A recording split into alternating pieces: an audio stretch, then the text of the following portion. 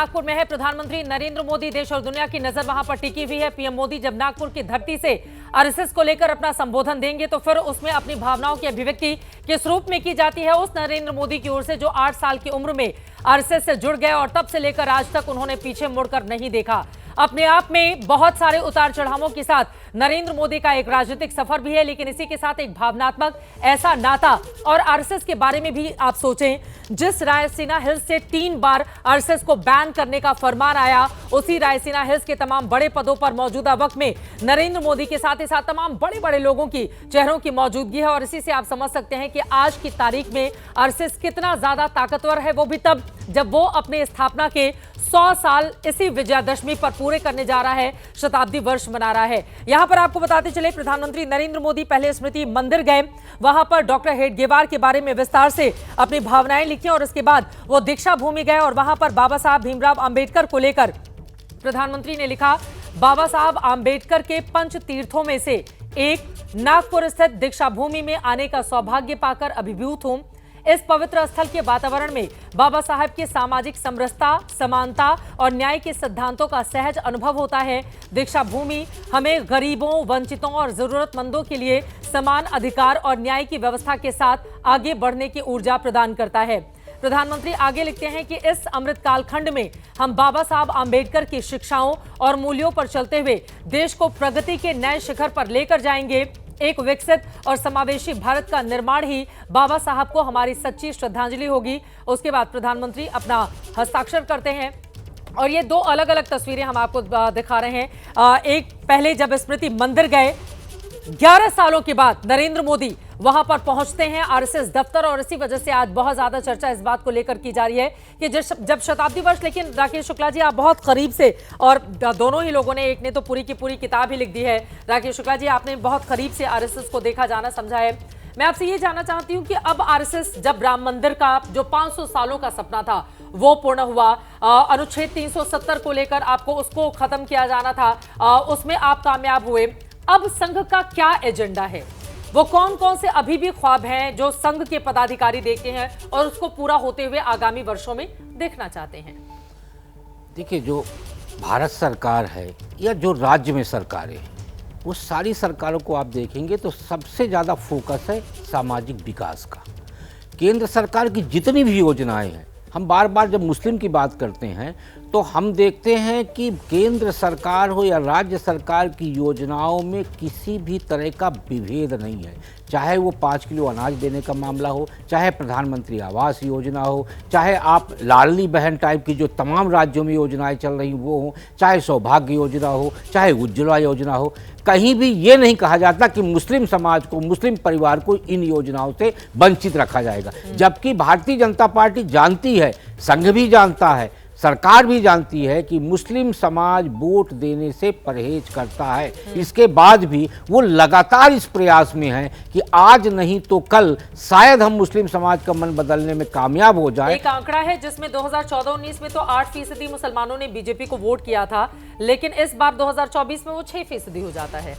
उसका कारण है, जब ये, जैसे अभी आपने जिक्र किया कि राजनीतिक तरीके से, तो देखिए 2 पद्धतियां होती हैं। एक होता है समाज नीति और दूसरी होती है राजनीति। राजनीति में क्या होता है, जैसे अभी तमाम तरह के तमाम विषय इस समय पर चर्चा में है, चाहे वो बाबर हो, चाहे औरंगजेब हो, ये सारी बातों को क्यों लाया जाता है? इसलिए लाया जाता है कि जिससे एक तरफ मुस्लिम को हम लामबंद कर सकें और दूसरी तरफ जातिगत जनगणना का विषय उठा के विपक्ष कोशिश ये कर रहा है कि हिंदुओं की एकजुटता का जो प्रयास हो रहा है, यानी समरसता का जो प्रयास हो रहा है, उसको भी हम बांट के और वोट की राजनीति कर सके। अब यहाँ पर एक सवाल जल्दी से इन तस्वीरों को देखकर आ रहा है राकेश जी। सवाल यह है कि देखिए, जब अटल बिहारी वाजपेयी प्राइम मिनिस्टर बने थे 1999 में सबसे ज्यादा 182 सीटें उनके नेतृत्व में भारतीय जनता पार्टी को मिलती है। नरेंद्र मोदी जब राष्ट्रीय पटल पर आते हैं 282 सीटें 2014 में और 303 सीटें 2019 में। और ये तस्वीरें हम आपको दिखा रहे हैं। आप देखिए, शिलान्यास समारोह 30 मार्च 2029 की माधव नेत्रालय पहुंच चुके हैं प्रधानमंत्री नरेंद्र मोदी। भीतर की तस्वीरें सामने आ रही है। राकेश जी, मैं चाहूंगी कि इस पर थोड़ा आप प्रकाश डालें। नितिन गडकरी भी बैठे हुए हैं जी। इसमें जो है माधव नेत्रालय से जुड़े हुए तमाम जो ट्रस्ट के समिति के लोग हैं वो बैठे हुए हैं। बीच में प्रधानमंत्री जी बैठे हुए हैं, इधर नितिन गडकरी जी बैठे जो दिख रहे हैं, उधर शायद भैया जी जोशी हैं जो समिति के अध्यक्ष हैं, इधर मुख्यमंत्री जी हैं देवेंद्र फडणवीस जी। तो अब बीच में अपने मोदी जी के ही बगल में हमारे संघ चालक मोहन भागवत जी बैठे हुए। तो अब ये कार्यक्रम शुरू होने वाला है। अभी हम जिक्र कर रहे थे कि यहाँ क्या बोलेंगे प्रधानमंत्री जी। हम दो मंचों की बात किए। जब 2024 में अयोध्या में मोहन जी और मोदी जी ने मंच साझा किया तब वो धार्मिक मंच था, और जब माधव नेत्रालय का मंच साझा कर रहे हैं तो वो सामाजिक मंच है। निश्चित तौर पे यहाँ पे दोनों लोग समाज निर्माण का एक नया संदेश देने का प्रयास करेंगे, मोहन जी भी और मोदी जी भी।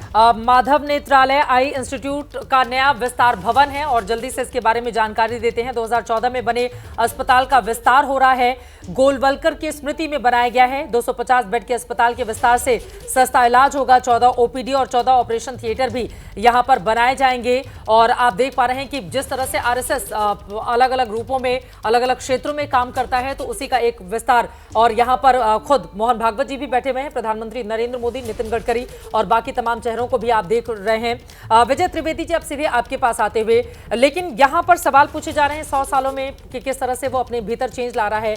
लेकिन प्रधानमंत्री जब मोहन भागवत जी से मुलाकात करते होंगे, कुछ तस्वीरें तो आ जाती हैं, लेकिन यकीनन ये सही बात होगी कि बहुत सारी ऐसी तस्वीरें जो हमें नहीं मिल पाती हैं मीडिया को, ताकि हम अपने दर्शकों को बताएं। तो सरकार का संचालन कैसे करना है, क्या इस बारे में टिप्स दिया जाता होगा उनको? क्योंकि राजनीतिक विषय पर कौन बनेगा मुख्यमंत्री, इनको समर्थन है या नहीं है। यहां पर आरएसएस चाहता है कि उनको मुख्यमंत्री बनाया जाए, तो उसको लेकर चर्चा चल रही है। अध्यक्ष को लेकर हाल के दिनों में हमने बहुत सारे चेहरे के नाम पढ़े कि कुछ को आरएसएस का समर्थन है, कुछ को नहीं है। तो उन विषयों पर तो आता है, लेकिन सरकार चलाने को लेकर क्या टिप्स दिए जाते होंगे? मुझे नहीं लगता कि कोई टिप्स वहाँ पर दिए जाते हैं, बल्कि समझना चाहिए कि दोनों ने अपनी अपनी सीमाएं समझ रखी। संघ का क्या एजेंडा है, संघ का जो सांस्कृतिक विचार है, सामाजिक विचार है, उस पर कैसे सरकार आगे चल सकती है, ये विचार वहाँ पर समझना होता है। ये जो हम बार बार चर्चा करते हैं ना कि जो तस्वीरें उनकी नहीं आती, ये वैसा ही है कि एक परिवार में क्या आप रोज फोटो खींचते हैं अपने घर में? वैसे तो आजकल फोटो खींचने का बहुत फैशन हो गया, तो वो परिवार है, तो उनके रोज कहाँ मिलते होंगे दोनों? नहीं, रोज नहीं, मतलब जब भी मिल रहे हैं तो कोई जरूरी नहीं ना उस फोटो का मायने नहीं है, क्योंकि उनका मिलना जुलना वहाँ तो बहुत मायने होंगे ना, जो कार्यकर्ता हाँ, उनके स्वयं लेकिन ये समझना कि मायने बहुत होंगे। पहले एक जमाने तक क्या होता था चित्रा जी, हम लोग कहा करते थे नागपुर से रिमोट कंट्रोल है। ये सरकार जब वाजपेयी जी की सरकार थी, या जब भी बीजेपी की बात होती थी कि नागपुर में रिमोट कंट्रोल है। अब रिमोट कंट्रोल का जमाना खत्म हो गया, ऐसी चर्चा करते हैं। मैं कह रहा हूँ कि संघ की तरफ से ये समझना ही थोड़ा सा गलत है कि वो दिशा निर्देश दे रहे हैं। कोई डंडा लेकर नहीं बैठे रहते सरसंघ चालक कि भैया आपको ऐसा करना। उनका जो विचार है वो आप तक पहुंचा दिया जाता है कि भाई ये विचार है। जैसे जिक्र संघ करता है खासतौर से, और भारतीय जनता पार्टी भी करती है कि राम मंदिर के निर्माण भी एक भक्ति आंदोलन का हिस्सा है, और वो एक सामाजिक वैभव, राष्ट्र के वैभव का हिस्सा है, केवल मंदिर निर्माण नहीं है। तो भक्ति आंदोलन एक सामाजिक चेतना जागृत करता है, और सामाजिक चेतना से राष्ट्र की चेतना बनती है। तो उसी बात का वो जिक्र वहाँ पर कर रहे हैं। गुलामी से यहाँ तक पहुँचने में जो हमारी सामाजिक चेतना है, उसमें भक्ति आंदोलन की महत्वपूर्ण भूमिका रही है। भक्ति आंदोलन को धर्म से जोड़ के देखने की जरूरत नहीं है, वो एक सामाजिक बदलाव का आंदोलन होता है। वो सांस्कृतिक विखंडन को भी रोकने का प्रयास किया गया, को भी रोकने की कोशिश करता है। सांस्कृतिक राष्ट्रवाद का क्या यहाँ पर विस्तार से जिक्र, क्योंकि अभी एक बिल्कुल सांस्कृतिक विस्तार, सांस्कृतिक राष्ट्रवाद की तो बात हो रही है। हाँ। देखिए, हिंदू राष्ट्र का मतलब, जिस पर अभी पहले भी हम लोगों ने चर्चा की, हिंदू राष्ट्र का मतलब संविधान में बदलाव का कतई मंशा नहीं है। बिल्कुल, उसका मतलब है हिंदुस्तान की जो सांस्कृतिक राष्ट्रवाद की जो चेतना है, जो राष्ट्रवाद का जो विचार है, उस पर काम करना। नहीं, लेकिन विजय जी, मैं एक चीज बार बार भारत के संविधान को लेकर बीजेपी को, आरएसएस सबको घेरते रहे हैं, लेकिन संविधान में समय समय पर कांग्रेस पार्टी की ओर से भी कुछ आमूलचूल परिवर्तन किए गए हैं। ऐसा नहीं है कि बाबा साहब भीमराव अंबेडकर ने जो संविधान बनाया था उसको एज इट इज बिना इधर उधर कुछ भी किए रखा गया हो। नहीं, वो तो ठीक बात है। हाँ। देखिए, बदलाव का मतलब, एक बदलाव जो इमरजेंसी में हुआ 42nd अमेंडमेंट में हुआ, जिस तरह से सेकुलरिज्म और सोशलिज्म का, उसके अलावा जो बदलाव है उन्हें संशोधन आप कहते हैं। बिल्कुल। यदि कॉन्स्टिट्यूएंट असेंबली को देखें तो उसमें अंबेडकर साहब ने भी कहा कि जब भी जरूरत होगी तो इसमें बदलाव किया जाना चाहिए, उसकी जरूरत है। और उसमें उन्होंने एक बात और कही थी कि अच्छा संविधान और खराब संविधान कुछ नहीं होता। अच्छा संविधान यदि खराब नेतृत्व के हाथों में होगा तो भी उसके नतीजे खराब होंगे, और खराब संविधान हो और नेतृत्व अच्छा है तो उसमें बदलाव किए जा सकते हैं। तो वो मैं बात दूसरी कह रहा हूँ कि जब हिंदू राष्ट्र की बात हम करते हैं तो लगता है कि रायसीना हिल पर अब भगवा झंडा लगने वाला है। हाँ। नहीं, हिंदुत्व नहीं, की झंडे के परिभाषा लिए तो को बहुत आलोचना का सामना भी संघ को करना पड़ा ना कि वो तिरंगा झंडा को लेकर सहज नहीं था, हालांकि उसके पीछे लंबी कहानी है, लोग उसका जिक्र नहीं करते हैं। हिंदुत्व को हमने सीधे पूजा पाठ से जोड़ दिया। हाँ, पूजा। जबकि सुप्रीम कोर्ट को हम नहीं मान रहे। सुप्रीम कोर्ट ने हिंदुत्व की परिभाषा को स्पष्ट किया है और सुप्रीम कोर्ट ने जो परिभाषा दी है वही सांस्कृतिक राष्ट्रवाद के रास्ते सांस्कृतिक को राष्ट्रवाद चलते हुए जा जीवन रहा है। जीने की शैली है। जी बिल्कुल। और हमने क्या किया कि हिंदुत्व का मतलब होता है मंदिर बना देना, पूजा करना, हमारे इस्लाम वो को खतरा भगवा पैदा हो झंडा, जाएगा, भगवा झंडा। भगवा झंडा हो जाएगा, हमारे गिरजाघर खत्म हो जाएंगे, हमारी मस्जिद खत्म हो जाएगा। हिंदुत्व वो नहीं है। हिंदुत्व वो है कि जिसमें हम कैसे जी रहे, हर व्यक्ति अपनी जीवन शैली को अपने हिसाब से अपना पूजा पाठ करे, अपना जी। तो सांस्कृतिक राष्ट्रवाद को स्पष्ट करने की जरूरत है और मुझे लगता है संघ जो है हर कदम पे यही स्पष्ट करता हुआ आगे बढ़ता जा रहा है। अब जल्दी से मैं आपसे राकेश जी ये भी जानना चाहूंगी, देखिए लगातार वहां से तस्वीरें भी आ रही हैं, कुछ ऑडियोज भी आ रहे हैं, लगातार वो अपने दर्शकों तक पहुंचा रहे हैं, लेकिन यहाँ पर संघ और सरकार तालमेल, सामंजस्य, उसके बारे में क्या बताएंगे, किस तरह से होता है? नहीं, जैसे अभी आपने जिक्र किया कि आप टिप्स आते हैं, नहीं टिप्स नहीं आते, संवाद होता है। संवाद करके ये लोग निष्कर्ष निकालते हैं। हमेशा संघ और भाजपा के बीच में संवाद हुआ है। संघ अपने सारे अनुषंगिक संगठनों के साथ संवाद करता है, संवाद के साथ ही एक निष्कर्ष निकाला जाता है और उसी निष्कर्ष के हिसाब से आगे का रास्ता तय होता है। विरोधी दल तो कहते हैं आदेश आ जाता है, आप कह रहे हैं संवाद होता है, वो कहते हैं आदेश आ जाता है नागपुर से। मैं आपको एक छोटा सा उदाहरण दूंगा कि जब लाल कृष्ण आडवाणी जी शीर्ष नेता थे भारतीय जनता पार्टी में और संघ चालक थे मोहन भागवत जी, तो कभी मोहन जी सीधे बात आडवाणी जी से नहीं किए। दोनों के बीच में बातचीत का केंद्र बने हुए थे भैया जोशी। भैया जोशी ही बात करते थे, जबकि उस समय समन्वय का काम देखते थे मदन दास जी। लेकिन आडवाणी जी और मोहन जी के बीच में यदि कोई संवाद होना है तो उसमें माध्यम भैया जी होते हैं। तो इसलिए संघ में एक मर्यादा है और संघ उस मर्यादा के आगे नहीं जाता। जैसे विजय जी ने कहा कि सबकी एक सीमाएं हैं, तो मोदी जी भी चाहता है वो तो हो ही जाता है ना। अगर ये दो लोग मंत्री नहीं बनेंगे तो भाई उनको हटा दिया जाता है, अगर ये इस राज्य के मुख्यमंत्री बनेंगे तो वो नाम आ जाता है।